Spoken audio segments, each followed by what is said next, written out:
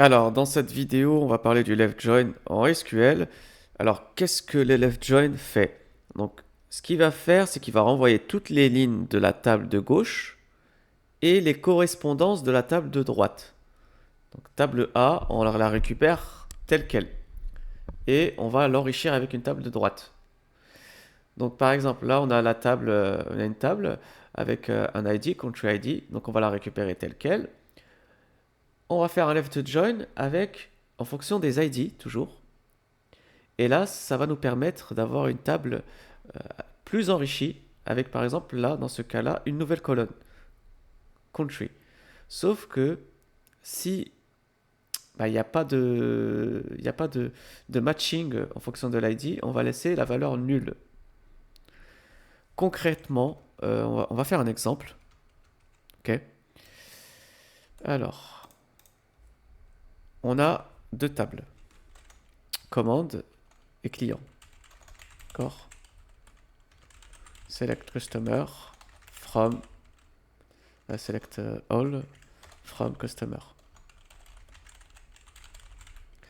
Limite à 10. Voilà. Donc, si on sélectionne cette table, on a notre table client. On va faire de même pour la table commande. Ok. Et là, on a la table commande avec tous les détails, la date, le total, etc. Là, ce qu'on va faire, c'est qu'on va afficher tous nos clients, même ceux qui n'ont pas commandé. Par exemple, on va enlever ce bloc-là, et on va se baser sur celui-ci. Donc on va sélectionner nos customers, donc c'est notre table de gauche. Ok. Et là, on va commencer à faire notre left join. Left join order, donc notre table commande. On, parce qu'il faut se baser sur un ID. Et notre ID, c'est customer ID égale order, donc là, notre table order, point customer ID, point virgule, et on lance la commande. Donc là, on voit qu'on a une table plus enrichie avec de nouvelles colonnes, etc. Ce qu'on va faire, c'est qu'on va... C'est pas une bonne pratique de faire un select all si on n'a pas besoin de toutes les infos. Donc on va sélectionner les colonnes qui nous intéressent dans cette jointure. Ok. Donc là, on va faire select customer, first name, idem customer last name.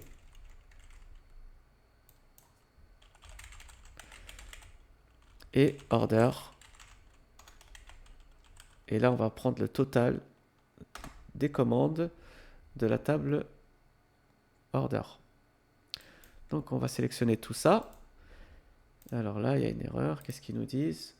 Ah, il ne reconnaît pas la colonne customer first. Alors, customers first name.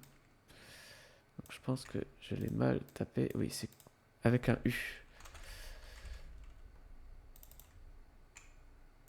Customer. Voilà, ok. On relance et là on voit que on a notre jointure avec les données filtrées. Et hop, si on descend, on voit qu'on a des valeurs nulles. Ça veut dire que par exemple dans ce cas-là, fonctionnellement, Daniel Hernandez n'a pas commandé, donc il a été client. Enfin, il est enregistré en tant que client, mais il n'a pas fait de commande. Donc, ce qu'on va faire, c'est qu'on va aussi filtrer par les nuls. Donc, on va faire une where clause, where total amount égale is nul. Ok.